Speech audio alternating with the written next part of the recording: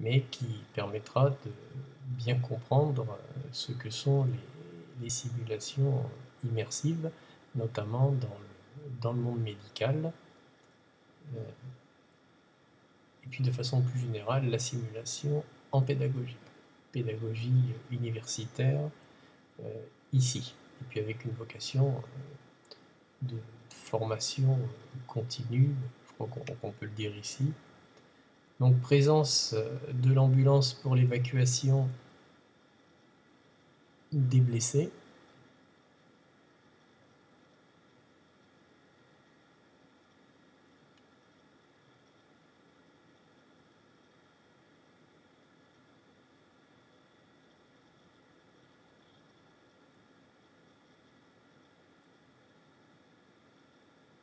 Des avatars bien inactifs. Deux ambulances. Ah, ici, nous avons la police et non pas une ambulance. Et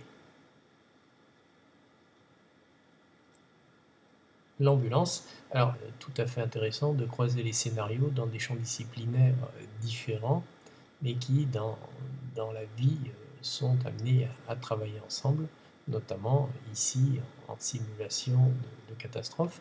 Mais on pourrait l'imaginer en droit, ce que nous avons fait cette année, de faire travailler ensemble des juristes de spécialités différentes, à savoir des magistrats, des policiers, des avocats.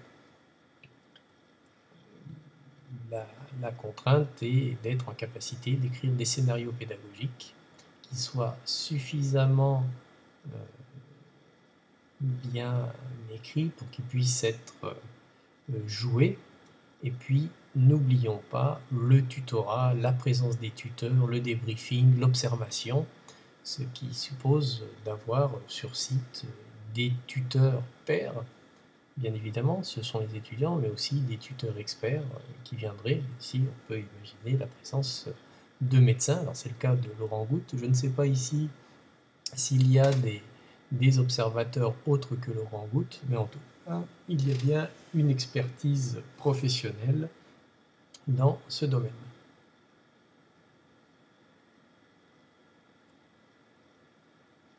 Donc Gérald Delabre qui est présent.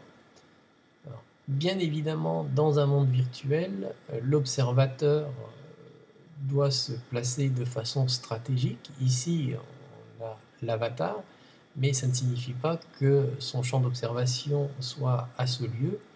On peut très bien, par la vue, pas par l'ouïe aujourd'hui, puisque ça ne fonctionne pas, mais en tout cas par la vue, être présent dans l'amphithéâtre, ce que je vais vous démontrer. Je vais me placer à un endroit neutre. Je pourrais même imaginer d'aller sous l'eau. Faisons-le. Je suis par conséquent totalement invisible par les acteurs et pourtant je vais me rendre présent dans ce lieu de simulation. Alors, je remonte péniblement mais sûrement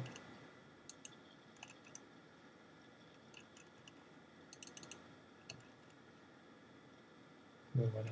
Alors, j'ai été trop vite ici, mon ordinateur n'a pas répondu. Voilà. Non, j'ai été beaucoup trop vite parce que je me retrouve dans les airs.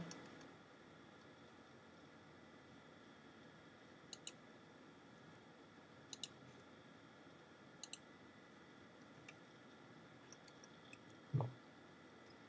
Recommençons.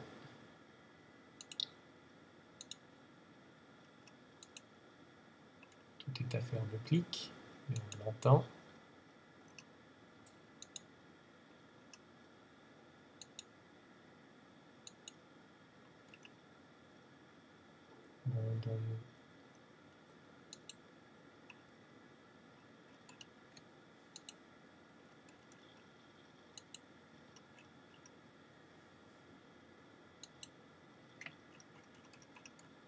Bah, il est possible que ça ne fonctionne pas sous l'eau.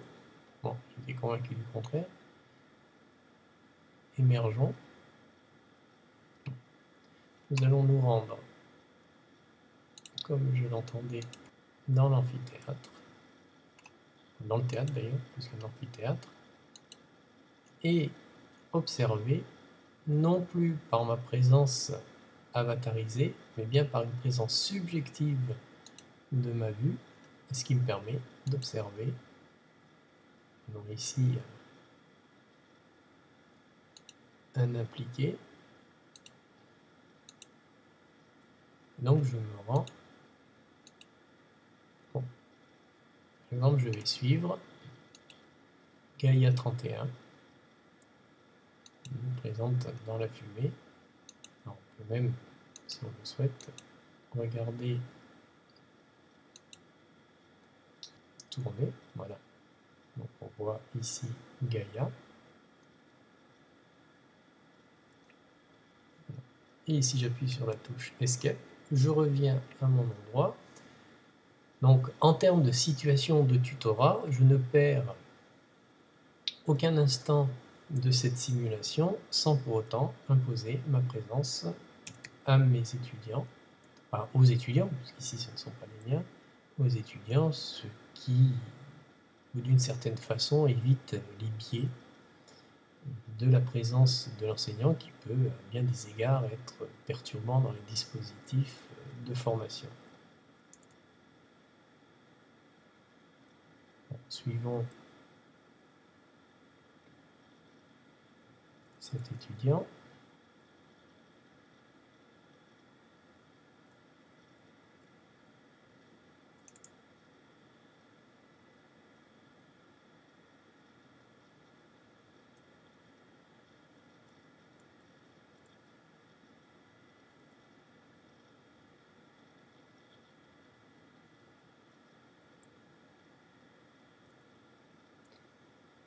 Nous allons tenter une interview. Cette question de l'aléa. Vont-ils me répondre?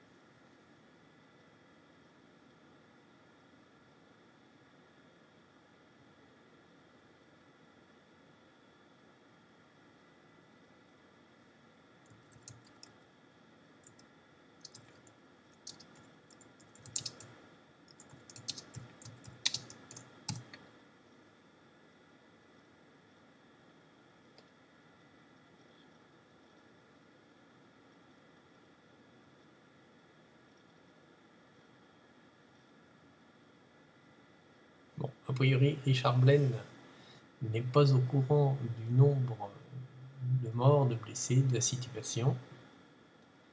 Il n'est pas en régulation. Nous allons voir en régulation.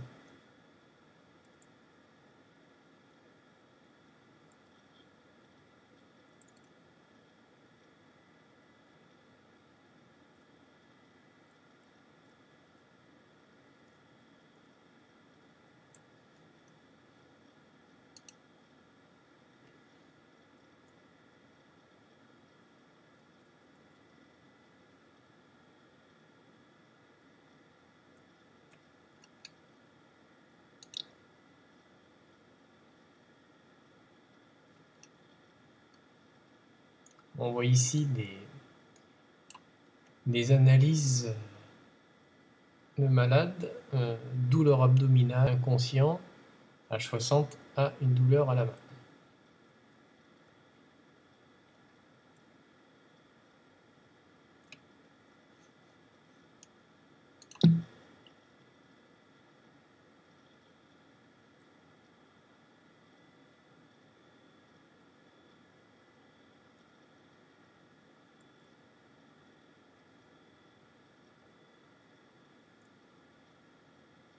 Bon, personne à la régulation. Nous ne saurons pas.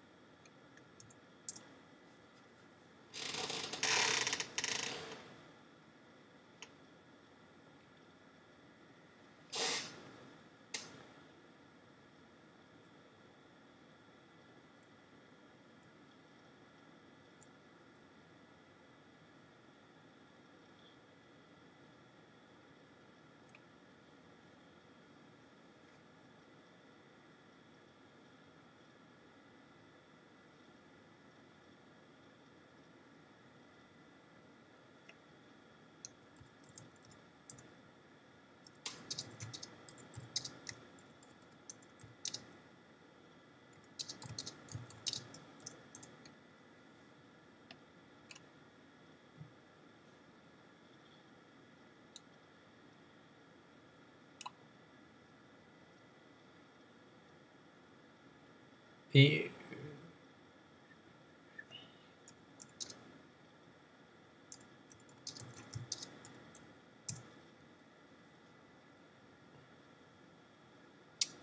alors, Will me dit que le scénario est complexifié parce qu'il y a deux hôpitaux. Alors nous sommes ici en face du premier hôpital. nous allons essayer d'aller visiter le second hôpital. Je vais demander en jargon figuré par le bâtiment blanc à côté du vrai. Alors, ce qui ne me renseigne pas précisément.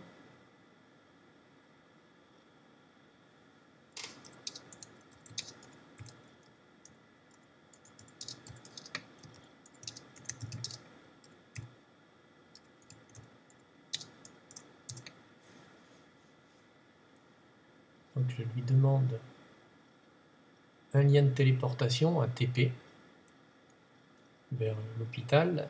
Le langage SMS, c'est toujours un langage quelque peu réduit, peu populaire, mais il a le mérite d'être efficace. Mais peut-être suis-je justement en face de cet hôpital.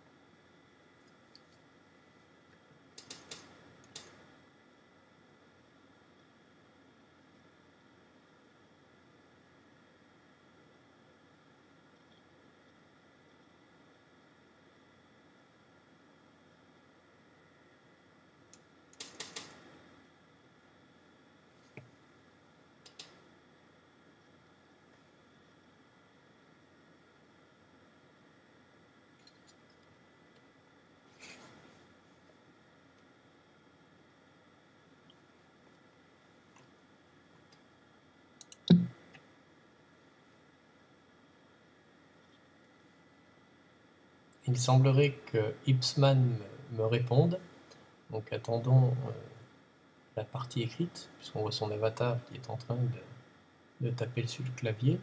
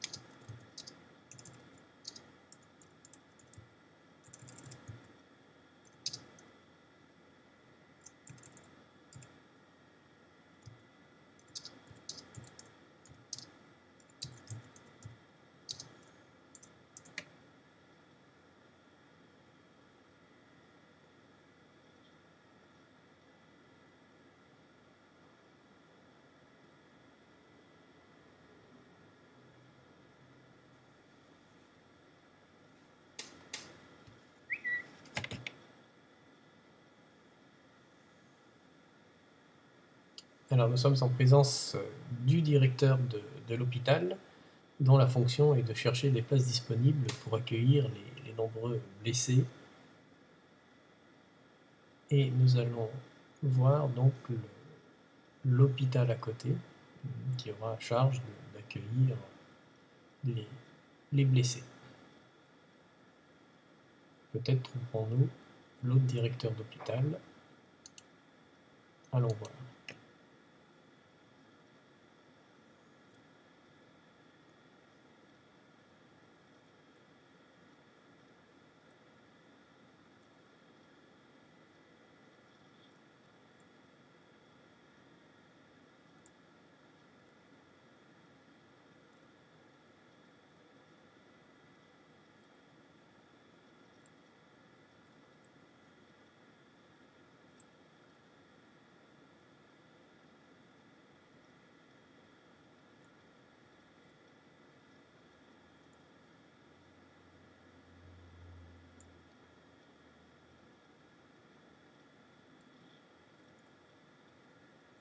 Je visite ce qui me semble être l'hôpital. Ah, eh oui, il y a quelqu'un. Je vais lui poser la question.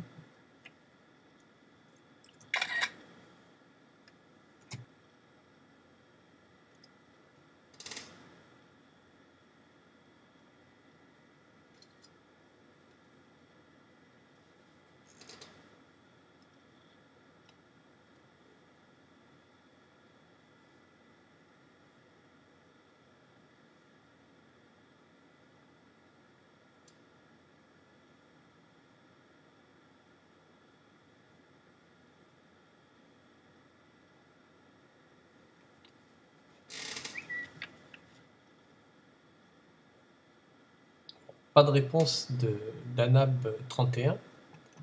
Nous n'en saurons pas plus.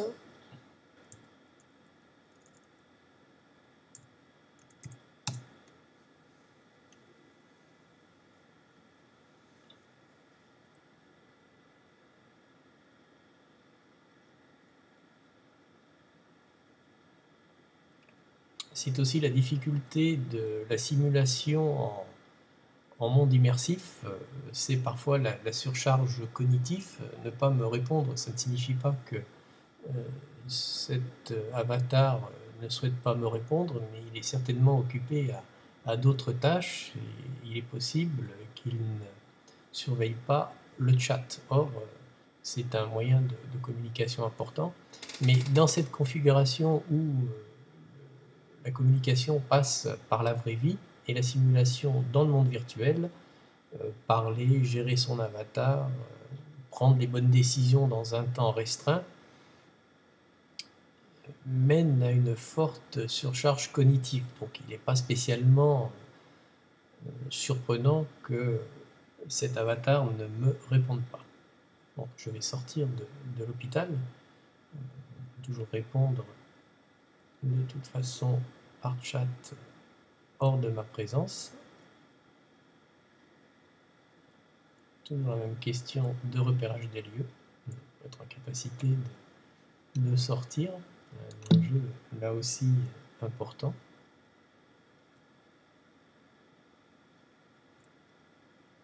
Une bonne matérialisation est importante dans les dispositifs de simulation. Allons voir ce qui se passe du côté du théâtre.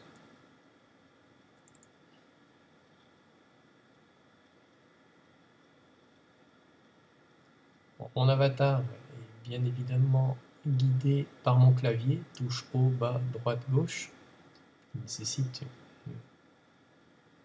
une légère habitude, mais qui vient assez vite.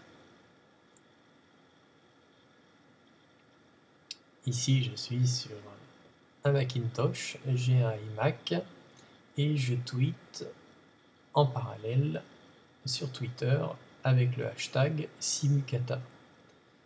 Donc, ne percevant pas complètement les enjeux, j'ai envoyé essentiellement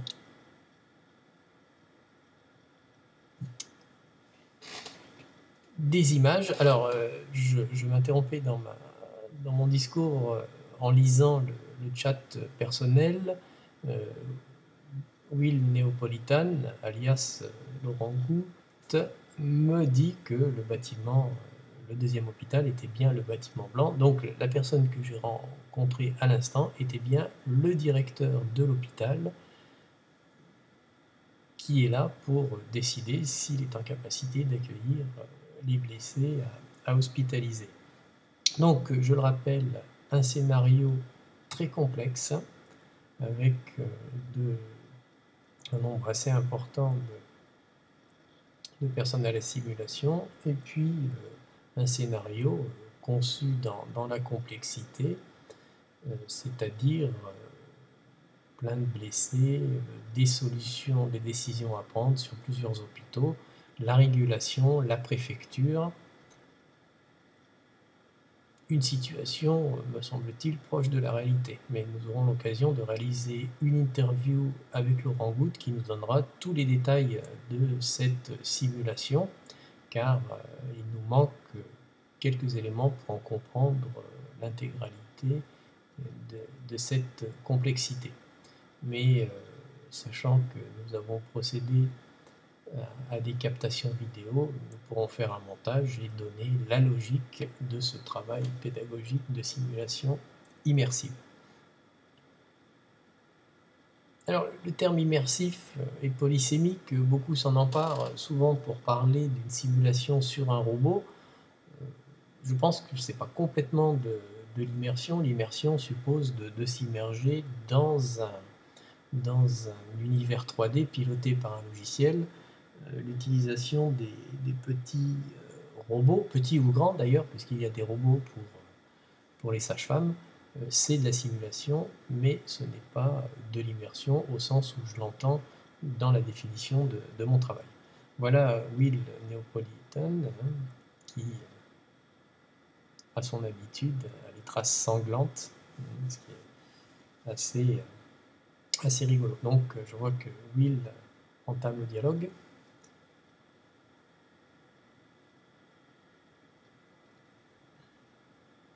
Ah.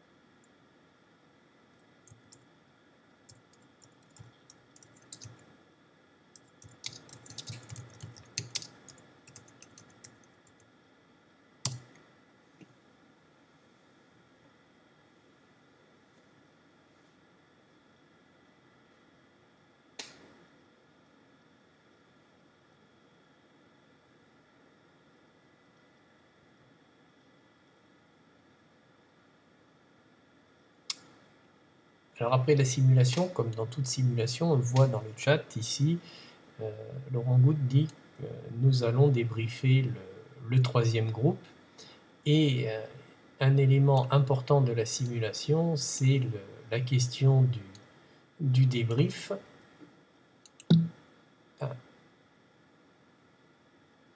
Voilà, donc j'ai été admis dans le groupe, ce qui me permettra de lire et puis de montrer en vidéo les les pathologies.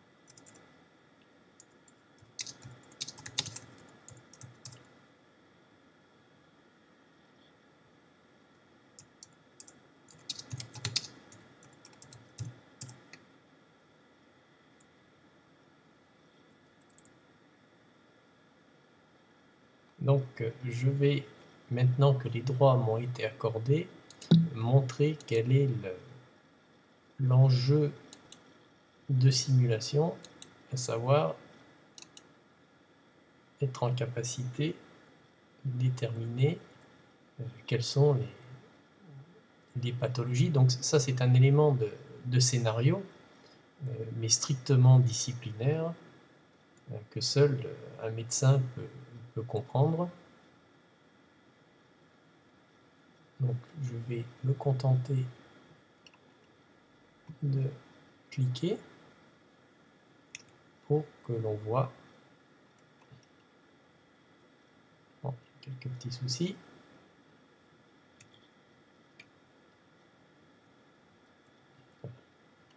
Alors, voyons voir.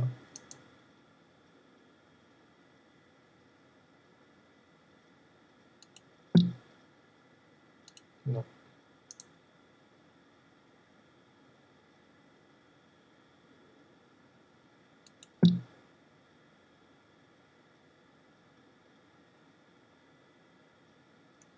Voilà, alors on a ici l'état des dialogues qui se sont instaurés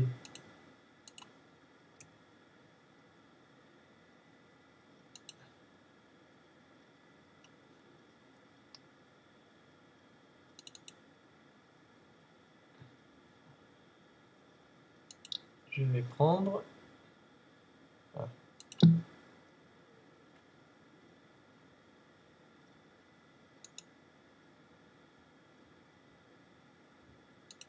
alors là, ici, on a des éléments plutôt bêtement de programmation. Alors, un endroit où je ne gênerai pas les médecins. Donc, le nom, c'est de personnes.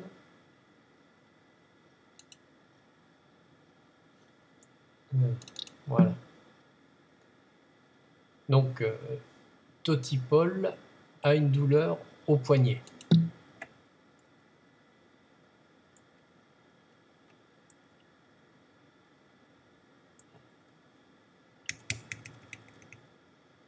Bon, sur celui-ci.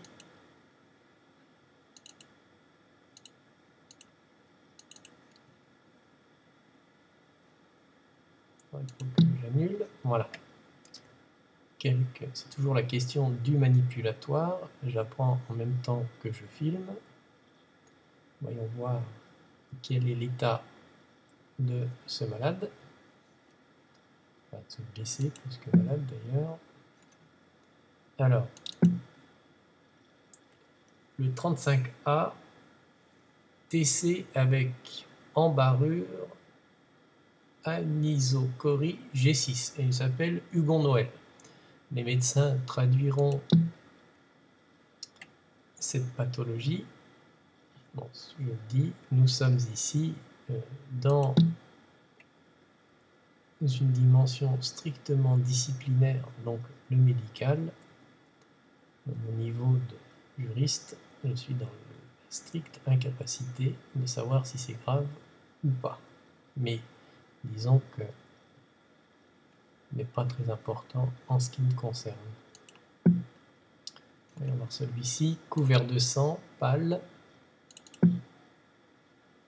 plaie abdominale hémorragique, hypotendue, tachycarde, sueur. Quelques notions, il a le cœur qui bat très vite. Là, va-t-on trouver un mort?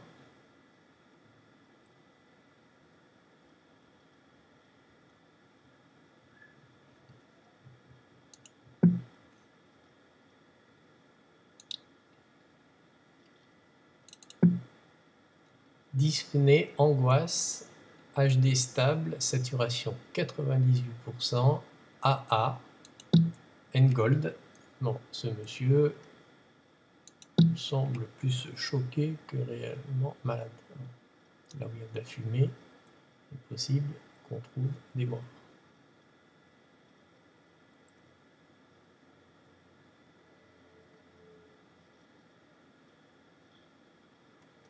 Celui-ci, Thierry Coche, 22A, omnubilé, pâle, sueur, pouls filant. Descendons, nous avons ici une personne allongée entre les fauteuils, même 3 personnes. Voyons.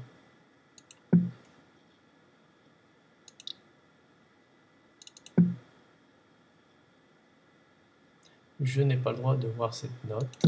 Non.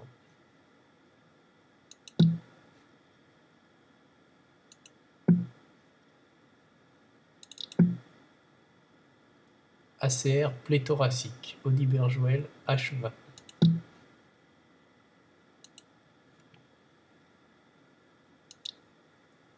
Dyspnée, pâleur.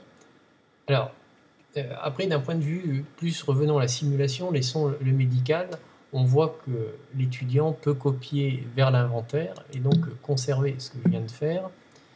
Et on va trouver dans l'inventaire, ici, les fiches de chaque malade, ce qui permet de pouvoir les retrouver et de pouvoir gérer et classer les dossiers. Voilà. Voilà qui nous a montré un élément important de ce dispositif, c'est-à-dire l'écriture scénarisée médicale du scénario. On imagine le temps qui a dû être consacré pour que le scénario soit cohérent et permette aux étudiants urgentistes de pouvoir se trouver dans des situations qu'on retrouverait dans le réel. Donc ce travail de scénarisation fait partie des invariants que l'on soit dans une écriture scénarisée pour une audition auprès d'un OPJ ou la rédaction d'un scénario pour des actes médicaux, enfin disons de médecine de catastrophe et d'attentat. On retombe sur ces éléments pédagogiques où la cohérence, la pertinence du scénario sont un élément indispensable. C'est un travail long, c'est un travail qui est en amont. Ici, la vidéo ne montre que la surface de cette simulation. Laurent Goutte prépare ses élèves avec l'aide d'une plateforme Moodle sur laquelle il a préalablement dispensé tout un enseignement. Voilà, je vais arrêter ici cette vidéo. Il me semble que nous avons vu de façon assez synoptique ce scénario. Nous poursuivrons ce travail, je l'ai dit plusieurs fois, par une interview de Laurent Goutte, et j'imagine que je rédigerai un billet sur mon blog, et puis nous profiterons aussi de l'observation de Gérald Delabre-Cluny, qui d'ailleurs vient de quitter le domaine, pour pouvoir approfondir ce travail.